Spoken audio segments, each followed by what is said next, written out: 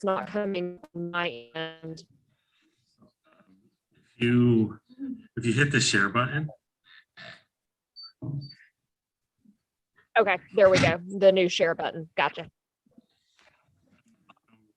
There's the share audio and video. There's two little buttons. I don't know before you actually hit this to share.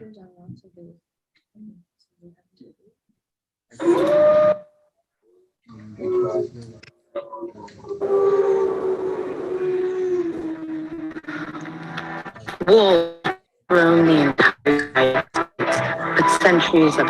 Did you all see that? Yeah. You aren't full screen though, so we can't see like the rest of your computer. Okay, there you go. Okay, so how do I make it full screen? You're good now. It went to normal. Yeah. Okay, I was about to say, what's it doing? This is why I wanted that hour. So then, go ahead, Justin. All right. So then, Lindsay, if you're all good, I'll just go ahead and introduce you.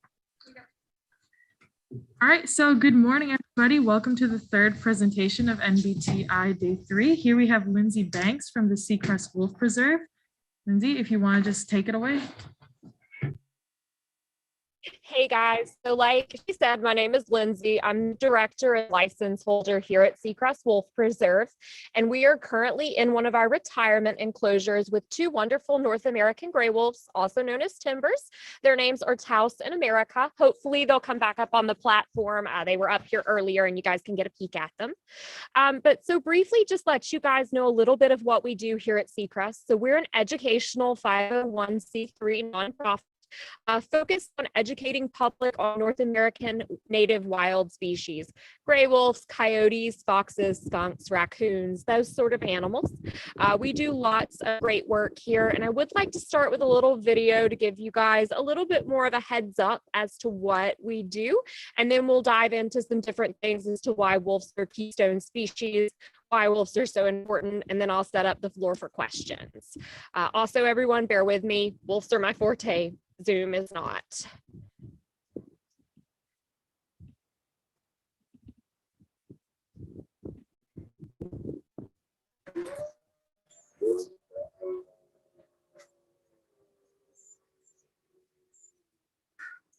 Wolves once roamed the entire United States, but centuries of hunting and trapping caused wolves to disappear from America's landscape and push them to the brink of extinction.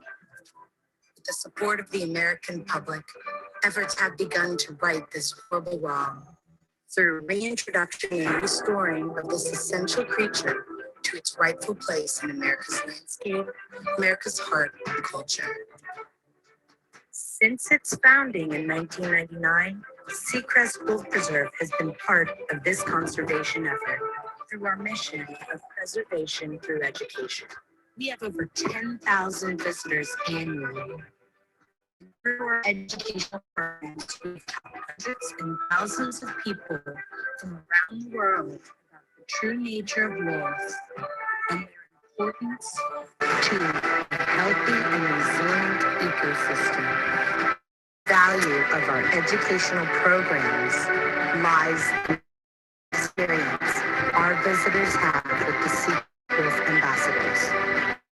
Seacrest Wolf Ambassadors have formed personal with all our visitors of all walks of life, causing them to learn about and work on their own relationships with nature. Our wolves inspired and captured the hearts of all of our visitors, causing them to become proactive in wolf and wildlife conservation.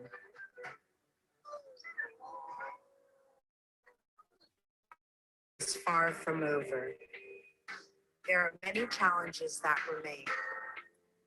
Although we've seen a rise in the wolf population in America, we've also seen an alarming decrease in wolf protection. Policies that afford endangered wolf protection are under attack like never before. There is that is less fair.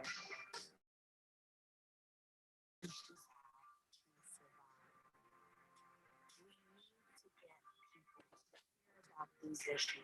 Wolves cannot survive without our help. Working hard to equip the public with knowledge to become better advocates through our educational programs. We believe no species should have to face extinction at the hands of humanity.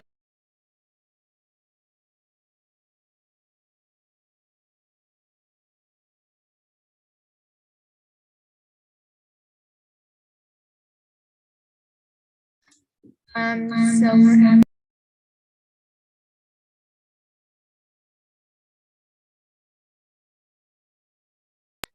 Oh, she's back. Okay, sorry. We were having some technical difficulties. Lindsay, are you here? She's muted. Oh.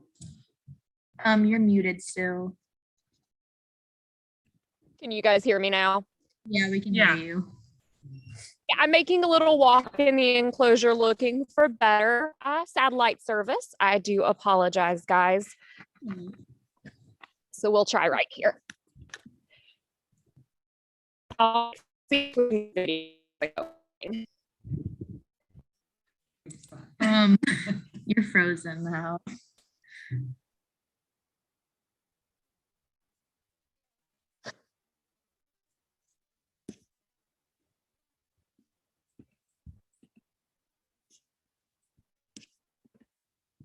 Better? Yeah. Lindsay, it might help Are we back now? did audio sharing, so that you wouldn't have to share your camera, since the camera does take up a lot of the data. So it might help if we just did audio. Okay, I am fine with that. Let me get that changed.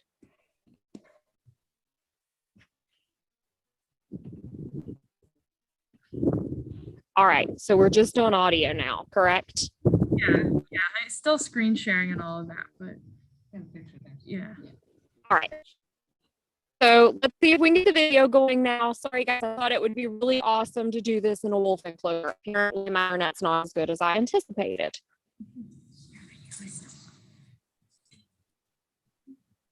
And where everyone learns and respect these approaches. We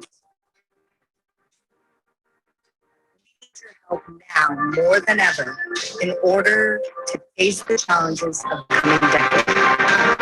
We must educate more people on the importance of wolves in restoring and rebalancing ecosystems. Please join us in making this vision a reality.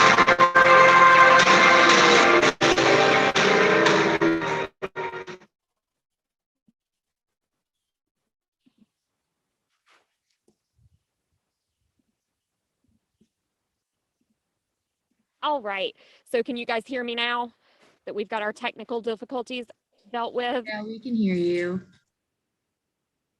So the big things that we want to talk about with wolf conservation, I'm sure you guys are familiar. In 1999, wolves were reintroduced to Yellowstone. Now, after the wolves had been killed out, Yellowstone turned into a barren wasteland. Wolves are keystone species, which means they're highly, incredibly important within their ecosystem dynamic. They are needed to keep populations under control. So the wolves are going to take down ungulates, so the hoofed animals. They're going to pick out the sick and the weak, and they're going to keep the herds at a healthier number and at a healthier balance, which in turn keeps grasses from being trampled out, allows other animals food sources and resources. So once the wolf was put back into Yellowstone, even the river rerouted to its correct course. It had been trampled nearly a mile off balance. Wolves are incredibly important to our ecosystem. In January of 2021, they were removed, the North American gray, from the Endangered Species Protection List, which has allowed wolf hunting to resume. Now, wolf hunting is not just sitting in a tree stand and waiting for a wolf. It's been lots of inappropriate things, trapping by snare traps, starving wolves, even drowning puppies in dens. They went as far as to shoot from helicopters. So we are essentially throwing our ecosystem back off balance. We need to stop this. We need to make sure that we understand and learn the importance of every species in the dynamic of an ecosystem. Wolves are key, but they're not the only keystone species. Our environments and nature are intertwined to create a beautiful ecosystem. We need every species. The North American gray wolf is the prime example. The Yellowstone Project was the prime experiment to show the effect. Now, a couple of little wolf facts for people who don't know a lot about wolves. On top of being an apex predator, wolves are incredibly smart animals. They have a frontal lobe and cortex larger than humans. Their short-term and long-term memory is fantastic. I can tell you here at Seacrest, we have 24 wolves, including North American grays, Arctics, and British Columbians. And they do remember things. If I upset one of them one day, they definitely remember the next day, which is something that's very human-like. I feel like a lot of people don't understand that animals share many of traits to us, the wolves especially. They're also very loyal and caring. Their pack is their family and their pack is their life. Wolves will adopt puppies that they find in the wild that have been abandoned, a year and a half and under. They're going to raise it just like their own, nurture it, love it, nurse it, whatever it needs, and allow it to be part of their pack, just like adoptions in the human world works.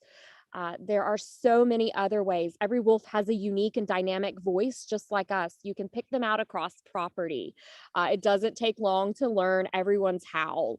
And it is a myth that they just howl at night. So these guys are going to howl throughout all of the day for verbal communication. They're mostly nonverbal communicators in the fact that body language, eye and ear positioning, how they're holding their posture is huge for determining different things as to how they're feeling, even their status within the pack. Alphas hold their tails nice and high and straight, and omegas hold their tails down. It's a show of respect. They share human traits, which is something that we drive in our educational programs here at Seacrest. It's highly important to understand something because hatred and misinformation plays huge roles into a lot of our hatred and dislike for animals. And even, the theory that we need to take them out. Ranchers out in the Yellowstone area, so that west part of the United States, they attribute a lot of their livestock death to wolves, when in fact the USDA, so the federal government, reports less than 0.02% of livestock death to the wolf. The coyote, the bear, the human poacher sit all higher on that, but you really don't see us going after those animals. Hollywood has given the wolf that big bad wolf mentality. You know, everyone thinks they huffed and they puffed and they blew the little pigs' houses down. They ate grandma, stole her identity. Haha, I hate to tell you a secret, Little Red Riding Hood's a liar. These guys are probably more loyal and better friends and family than a lot of humans have ever considered being. Wolves are key to their environment. We really do need to keep them howling. So the whole mission at Seacrest is preservation through education. We believe in building bridges of understanding between wildlife and humans. This is done through our unique educational program. We're one of the few facilities in the continental United States that has an ambassador wolfen program.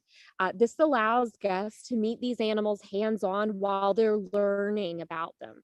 Think about the classes in school that you're going to learn the best in. They're always ones that are interactive and enjoyable and you're having fun.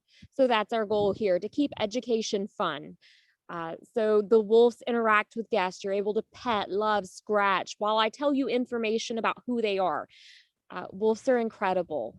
They really are the best animal that I've ever worked with, and I've worked with tons. So I'm actually a vet tech by education. If you read the bio, you probably know that. So I've worked with several different wild species and animals, but I find the wolf to be the one that equivalates most to us. So many human traits, their loyalty, their passion. You can even go to their mating and breeding habits. Typically, they mate for life. An alpha male and female is going to be your mating pair in a pack. Everybody else gives up their breeding rights for the safety of the pack. Very similar to honeybees in that eusocial structure. There's that one mating pair and they reproduce for their pack, but everybody works together to raise those babies. So just because you're mommy and daddy doesn't mean that you're the only one playing the role in their growing up and their heritage. Aunts, uncles, grandma, grandpa, everyone works together to teach the new members of their pack how to grow, just like your family situation.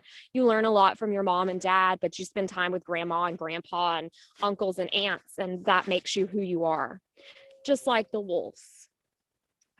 So we've got a question.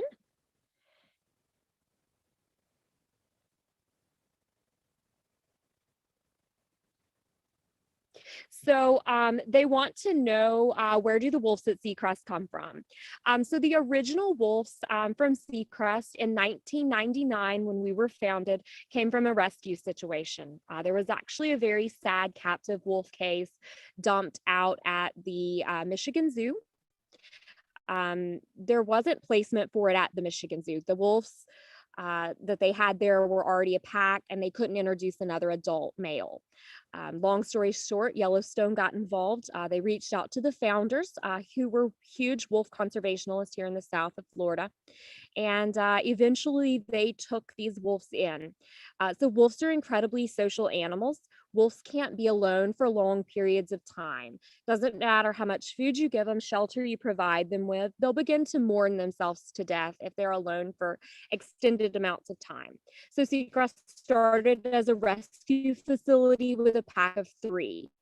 It didn't take long before the howling drew attention, which is how guests started getting involved. The founders let people come see them through the fences just to kind of quell all the gossip. And they quickly realized that there was a bad reputation wrapped around the wolves, and they wanted to change that. These days, most of our ambassador wolves, so the wolves that humans interact with, they come from our breeding programs. Seacrest is a breeding facility. We typically only breed for very selected other facilities like Colorado Wolf and Wildlife Center, New York Wolf Center, mostly for our own educational parties. And then they also want to know what kind of work our preserve does to help influence gray wolf preservation. So Seacrest works vividly throughout the community of wolf conservation. If you go to our website, you'll find plenty of different petitions to sign. There was actually a really large win about a week ago. Half of the United States has now agreed to put the North American gray wolf back on the endangered species list, which was a really, really big win. We hope that this is going to get people more interested in protecting the rest of the United States. So Seacrest works with all the other wolf centers, educating the public. We also, if you follow us on social media, you'll find tons of resources on how to get involved in wolf preservation and what you need to do, what petitions to sign, where to be a voice for them. There's places to make donations. There are tons of facilities working on reintroduction projects to help the red wolf population, the Mexican gray wolf population. Seacrest is not currently involved in those programs, but Colorado Wolf and Wildlife Center, places like that are. Let's see, another question.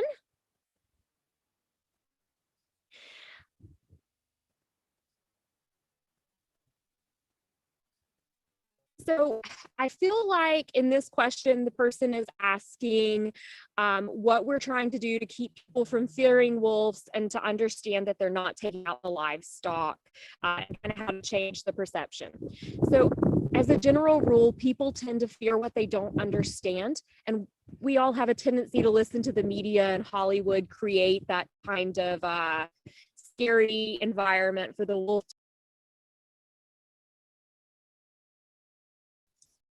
So her internet just went out again. She should be back shortly. Here she is now. This should just take a minute to get back. Connection again. We can hear you now. We're back though. That's good. That's okay, awesome. Would you like us? Are we back live? Yeah, would you like us to read the rest of the questions? Or do you still want to keep going with reading them? You're welcome to read them. I just saw them start popping up, so it was a great way to redirect. Okay. Since House in America didn't join. So you can go ahead and finish answering the question, and we can read them for you afterwards. Okay. So back to how we need to fix the perception wolves. People need to truly educate themselves and take time to learn about who a wolf truly is. Read the studies from the USDA on what is actually killing wildlife and put the hatred behind you and open your mind to be willing to hear something that wasn't ingrained in your brain. That's a big thing, opening your mind and wanting to learn something new. Next question. All right, so what differences between wolves and domesticated dogs? Can you tame a wolf and have them as pets? So wolves do not make good pets. People right now are all into the wolf dog hybrid. Everybody tends to want to be Jon Snow. They want to have that big ghost wolf from Game of Thrones.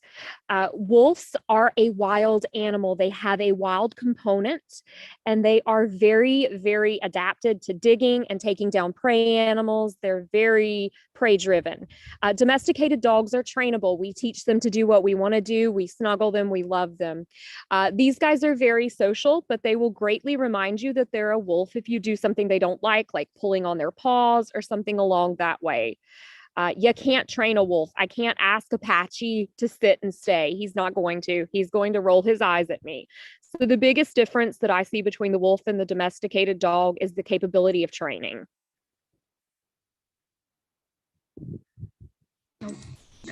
How long does it take for the scientists to plan and carry out an investigation? Science is ever changing. That question varies depending on what they're studying and how quickly they're able to gather the information. There's no great definition on how quick that happens.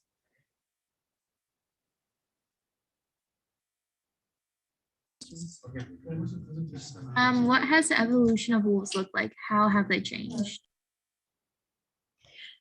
So wolves have changed greatly. So the dire wolf was a real thing. People thought it was made up for Game of Thrones. It was not. The dire wolf was a prehistoric, very large wolf. They have changed in the sense that they have become smaller and their prey drive is smaller. Everyone looks at the dew claw, and they're going to typically try to figure out what that's for. If you've ever watched a lion hunt, they actually take that dew claw area and wrap it around their prey. At one point, the dire wolf had this capability and they used them for prey hunting. That has since moved up since they are now using more of a bite force and an endurance hunting. So their hunting techniques have been something that has evolutionally changed drastically, but also that structure of the front leg and their sizing. So do the new wolves still have a closer bond with their parents, or are all wolves the same in their eyes?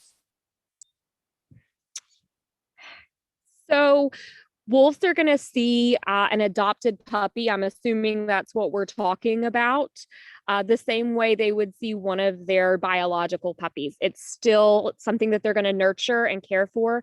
It still has the same capability to grow in the pack as any other pup would.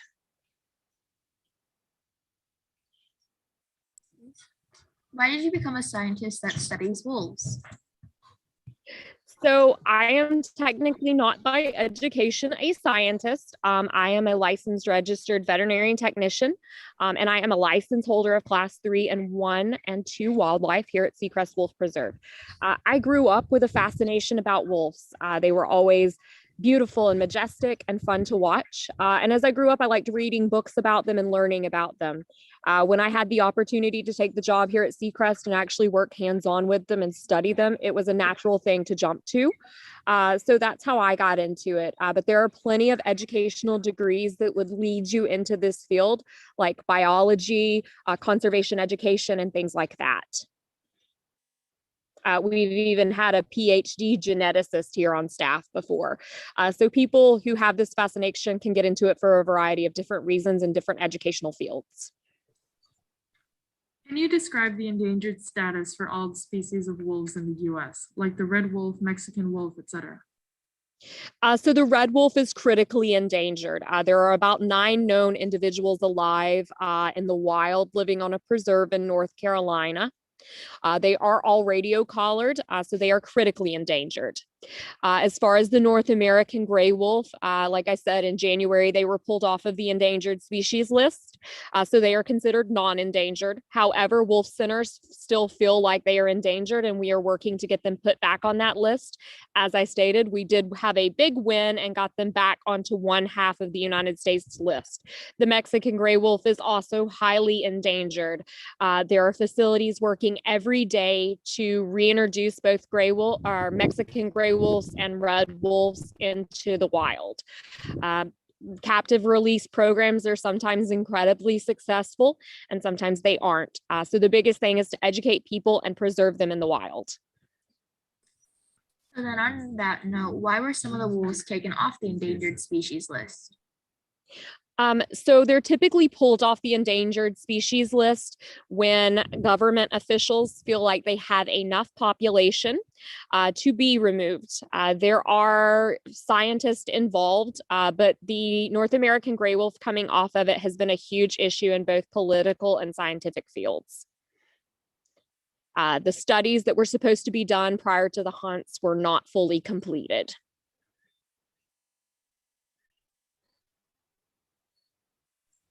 And then how do you become involved in volunteer opportunities?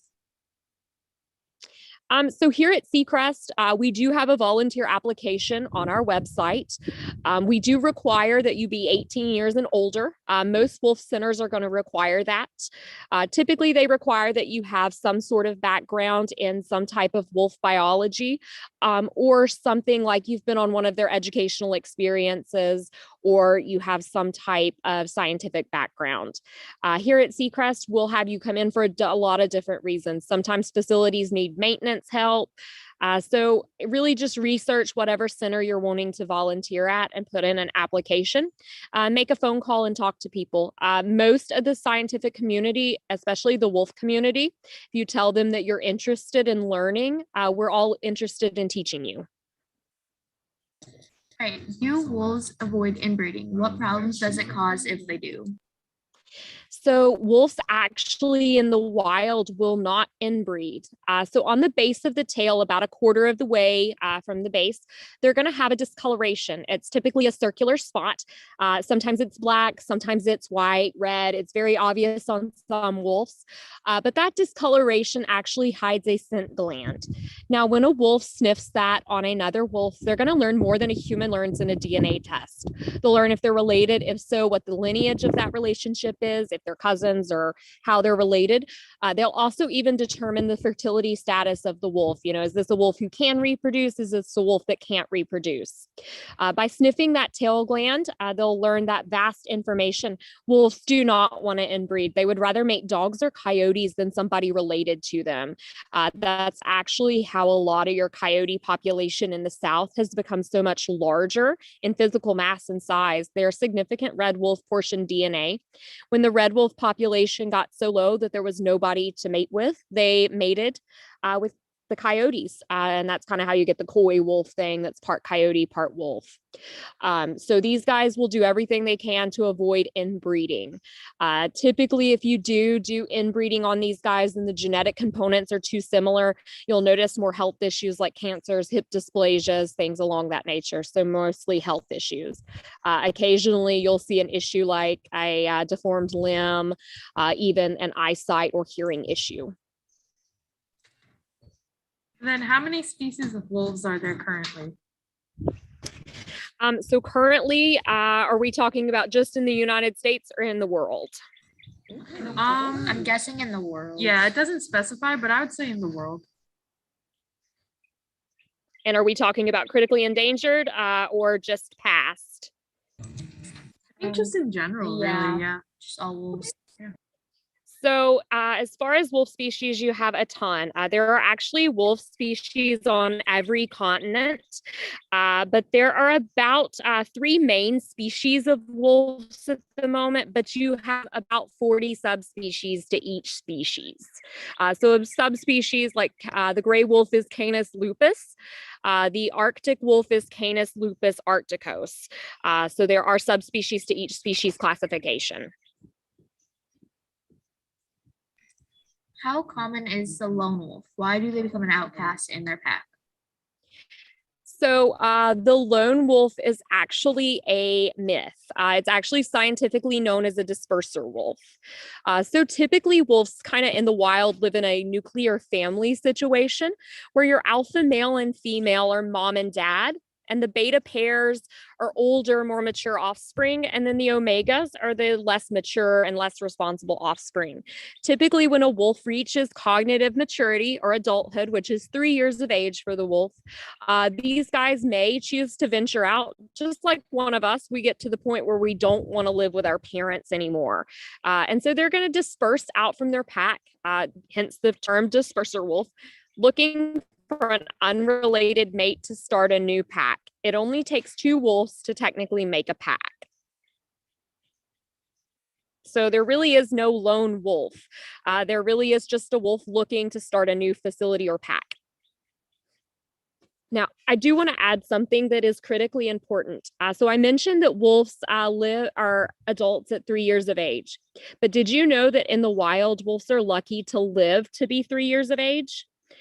So we're effectively killing them out quicker than they can reach full maturity and reproduce. In Yellowstone, wolves are living to be about 6 to 7 years of age. And then if you go to captivity, they can live to be 12, 13. Here at Seacrest, our average age is about 17. So wolves have the capability to live far longer than they're living in the wild. Then how many species of wolves have you worked with? What was it like, and what are the extreme differences between the ways that they behave? So as far as wolf behavior, it's all fairly similar, even with the subspecies.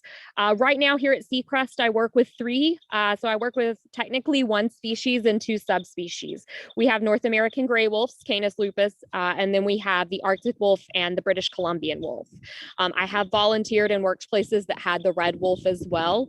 I've even been around a few Eurasian grays, so about 5 in total. But as far as their behavior, it's all very similar. The big differences are going to be their sizing and even some of their facial structures. The British Columbians are known for their elongated, narrow snout and flatter paws. The red wolves are significantly smaller than the gray wolves, and the Eurasian grays are significantly larger.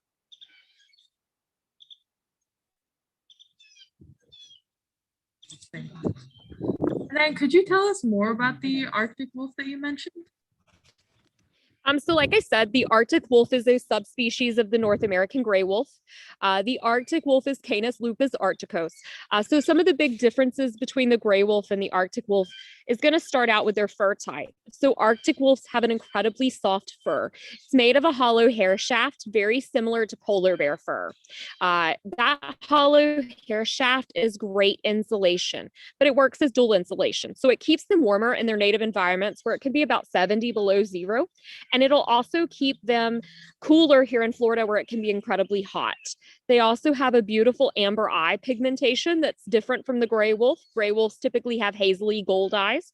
That Arctic eye pigmentation, the amber color, it's kind of like a human wearing sunglasses. It keeps them from going snowblind in their native environments.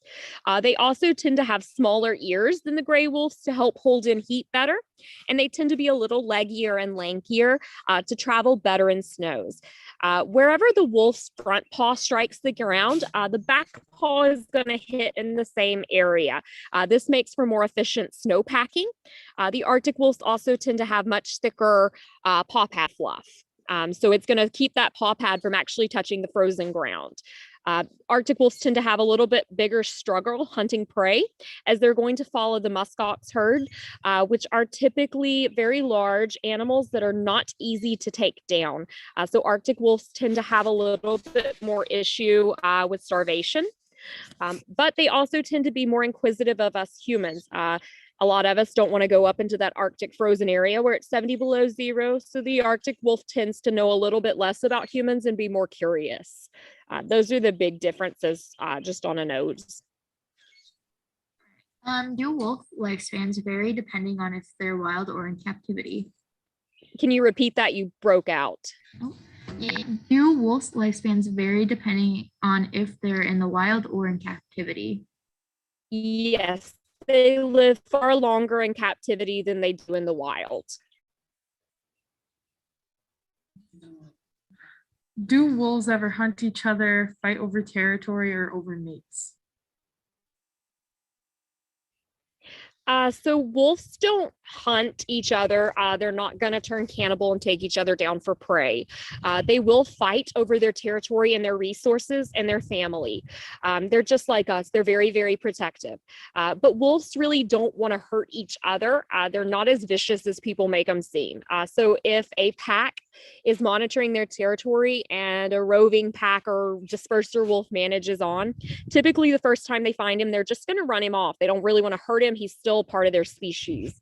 The second time, they might beat him up a little bit. Hey, they told him to get off the territory. Third time, you're going to get hurt pretty good because you've been warned twice. The fourth time you show up on their territory, 3 strikes, you're out. It's not going to end real well. But as a general rule, they're not going to just fight each other for no specific reason. They're going to fight over their need for survival. So the territory, the resources, the animals to hunt, those sort of things. They will get into fights amongst themselves and in the pack over small things like leadership. So when you have a change in alpha, sometimes it's a series of events that will lead up to that iconic fight, but not always. Sometimes it's a much smoother transition. We watched here at Seacrest recently an alpha step down and take a beta role to allow a younger, healthier wolf to step up into that alpha role. So it really depends on the wolf and the circumstance, but they're not going to just fight to fight. Then have you ever been attacked by a wolf? No. So 21 years here at Seacrest as a facility, and we've never had a bite incidents. These guys don't attack us. So the Seacrest wolves see humans as extensions of their pack and family. Through an imprinting program, we start at about 10 days of age. So they don't want to hurt their family. They don't want to hurt us. Now, occasionally they will growl at you to let you know that you pulled on their toe and they don't like it, or you stepped on their tail. But no, I've never been attacked by a wolf, and wolf attacks in the wild are more rare than shark attacks even. And we all know how many shark attacks there really are a year, and the numbers, and people blow it out of proportion. Right. So then going along with what you just said, is there a common misconception with wolves? Yes, there's a huge misconception. Hollywood has made them to be the big bad wolf, when in all actuality, these guys are caring, loyal, and they're more scared of humans than we could ever be of them. I've been to Yellowstone, and you'll see them through binoculars. They want to avoid humans. They have no interest in coming around us because they know that we're dangerous to them. So the biggest misconception is that you're going to go out in the wild and a wolf is going to just randomly attack you. It doesn't happen like that. And what is your favorite thing about wolves, and do you have a favorite species? So I am incredibly partial to the North American gray wolf. When I first started here, I would have told you I was going to love the Arctics the most because they're just so pretty. But working with them longer and longer, I have fallen in love with the gray wolf. There's just something about them that I can't put my finger on. They are so loving and they care about each other so much. So I'm in here right now and I can see them, and I'm really sorry you guys can't. But Taos and America are a breeding pair, and they love each other, and they're licking and kissing on each other and snuggling just like a human couple would. So there's just something so majestic about the fact that they are so similar to us. They really are. It's just it's adorable. And the gray wolves just fascinate me. The way they move, the fact that you can see them one minute and then you can't the next because they blend into the brush it's incredible. And then what is the strangest thing you've ever seen a wolf do? So the wolves are really great at predicting pregnancy. So they have actually ruined several expecting mamas pregnancy announcements. So when you're taking an educational tour, and here we have a VIP tour, sometimes you'll have a young couple and all of a sudden the wolf gets really fascinated on the lady's stomach. He's sniffing, he's licking, he won't let anybody else get near her. They don't want her getting jostled around. They want to be very, very careful. They won't jump on her. They won't push on her. And that it's just so strange that they could know something that no one else knew. We had a lady one time call back after we recommended that she have a pregnancy test done, and apparently she was 6 weeks pregnant, didn't even know it, but the wolf did. So that's just really odd to watch. Do you work with other wildlife services, or do you guys only have your own employees that just work by yourselves?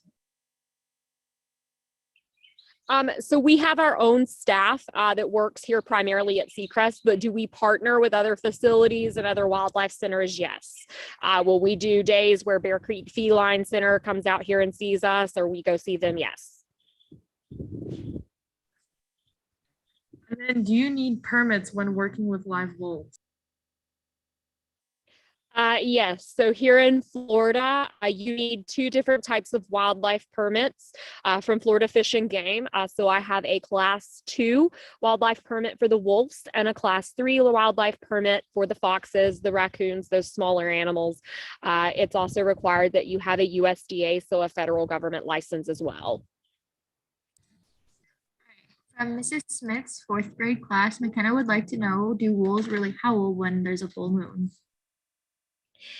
So wolves howl all the time.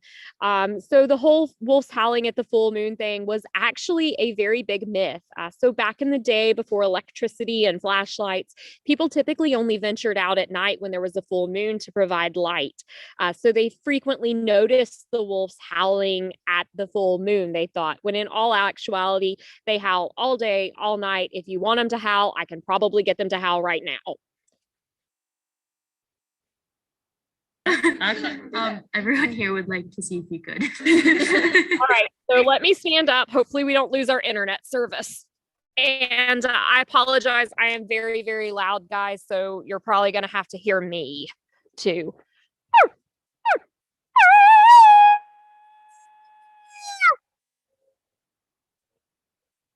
Can y'all hear them?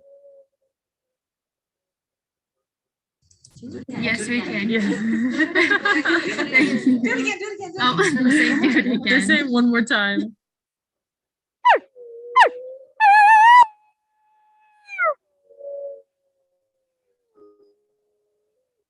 I'm going to sneak down here too, see if I can get closer to America because she's howling.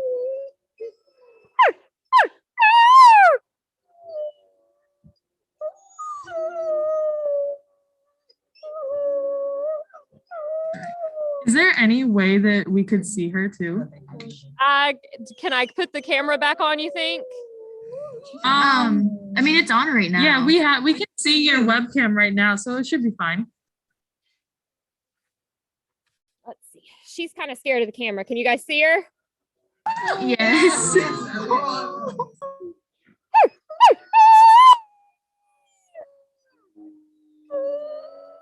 And that's her buddy Taos back there, if you can see him too.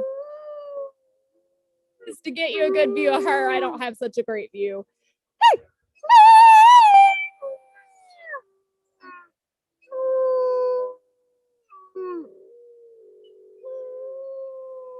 So howling is very call and response. So they kind of see me as mama. So I let out a howl and everybody's got to let me know where they're at. And they'll howl for a variety of reasons. They'll howl different when every staff member gets here. They've got a different howl if something bad's going on versus something exciting. They even let us know when the guests are here. Hi, Mare Mare. Oh, come here, baby girl.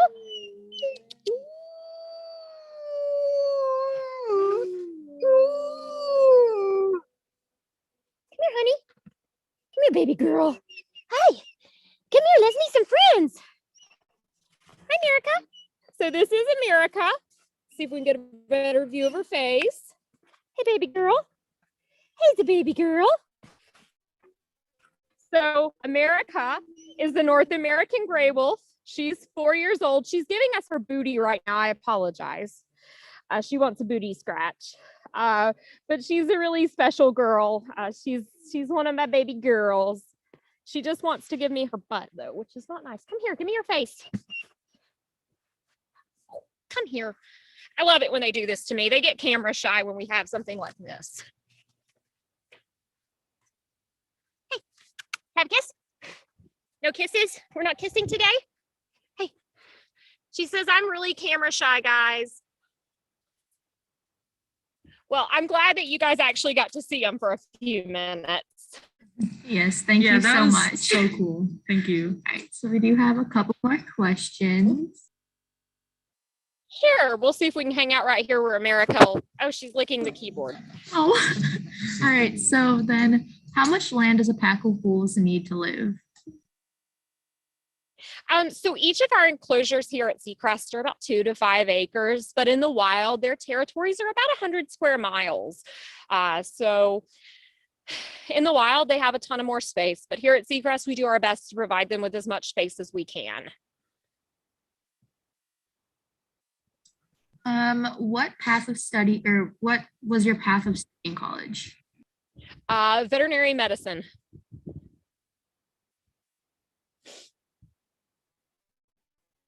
With a minor in business, because, you know, you got to throw that in there. Yeah. Right. And then can you tell if a wolf is male or a female based on its howl? No, you cannot tell the gender of a wolf based on a howl. You can tell which wolf is howling if you know them. Like when they're howling out here, I can tell you if America's howling or if Taos is howling, but you can't determine gender based on howls alone.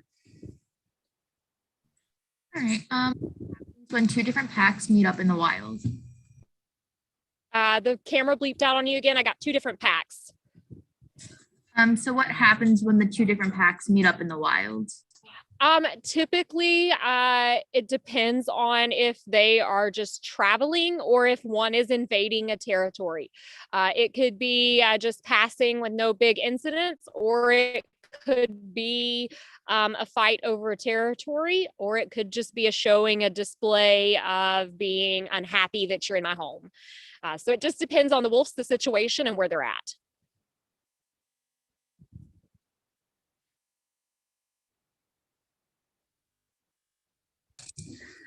What distinctions help you tell which wolf is which based on its howl? Are there any key differences? So just like people, they all have their own voice. So I just recognize their voice. America's howl is a lot higher pitched than Taos's lower pitched howl. Spirit Prince has what I call the iconic movie wolf howl. He sounds like the horror movies. So it's just like people. Everyone's tone, everyone's pitch and octave is a little different. Everyone's accent's a little different. All right. Calvin would like to know, how many jobs do wolves have to keep their pack healthy and safe? So wolves are going to need to defend their territory. Their territory is going to house their food sources, which they'll need to hunt and take down. There's going to be tons of different jobs within wolf society. So packs have babysitter wolves who are responsible for keeping the younger members in line and check. They have alphas and patrol wolves who are making sure their territory is taken care of. They have their hunting party whose job is to make sure everyone gets fed. After the babies are born, mama wolf, or the alpha female, sometimes will rely on another female to go through a false pregnancy and lactate to feed the pups. So there are tons of wolf jobs, at least 6 or 7 per pack. And from Mylan, do wolves sleep a lot? So wolves are nocturnal. They're going to be more active at night. And so here at Seacrest during the day, they're going to be pretty sleepy unless we're coming in and interacting with them, which they'll happily wake up for scratches or things like that. But they do sleep the majority of the day. All right. Would the wolves in your facility be able to survive on their own in the wild, or are they too domesticated? So none of the wolves here at Seacrest are domesticated. So these guys are highly human socialized. They have the same instincts that wild wolves would have. The only reason the Seacrest wolves could not survive in the wild is because our imprinting program takes away their natural instinct to be fearful of humans. America would run right up to a hunter and roll over for a belly scratch, which would be why she can't survive in the wild. Is she capable of hunting like a wolf in the wild? Yes. Is she capable of patrolling her territory? Yes. But she's not scared of people, so she wouldn't make a good wild wolf. And then Dante wants to know if wolves can survive at really cold temperatures like 40 below. Yes, the Arctic wolves frequently live in territories that are 70 below zero. So they are adapted to cold weather. They're definitely mostly a cold weather species.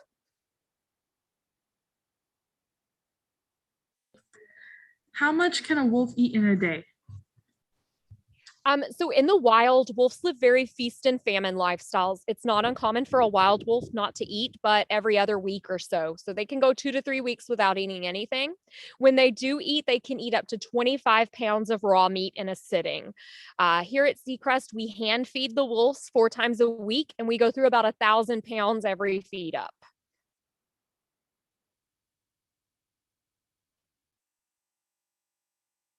Any other questions? Ask questions.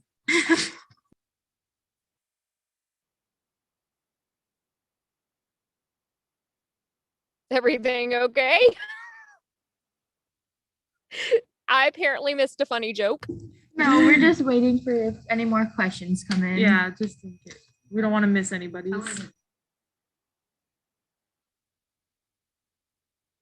Yeah, we're having a lot of when you were talking about how you aren't a scientist, a lot of people in the room here disagree. You know, a lot of technical. Yeah, Oh, definitely. that makes me feel better. This is all very, very impressive. Yeah. Oh, I appreciate that. I was actually not feeling like I was doing so good, so thank y'all. Awesome. Especially for I'm definitely not good at technology. Yeah, it was quite the Huh? just especially for your first year was really great. Mhm. Well, I appreciate that. I think I see one more question that just popped up.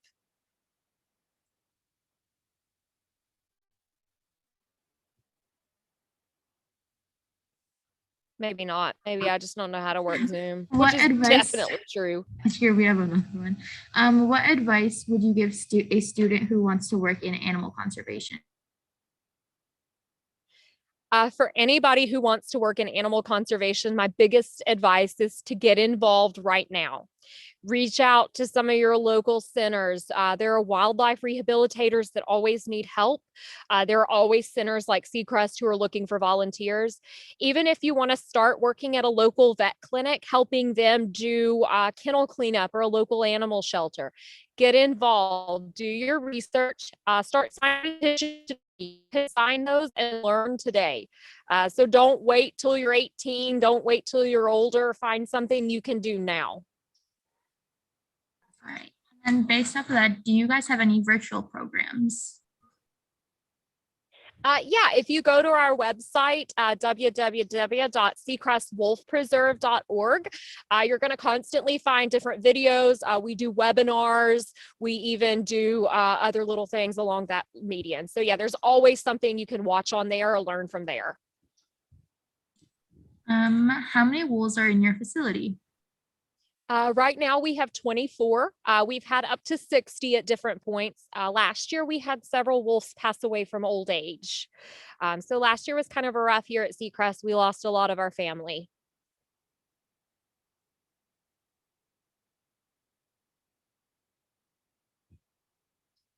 All right, so that's all the questions we do have now. Again, thank you so much for being here. We really do hope that you come back next year. Your presentation was great. But yeah, we're really appreciative that you came and talked to us about wolves today. Well, you are very welcome. If anyone does come up with any more questions, the Seacrest website does have an area to send us email questions. All right, perfect. Thank you so much. Thank you. Thank you.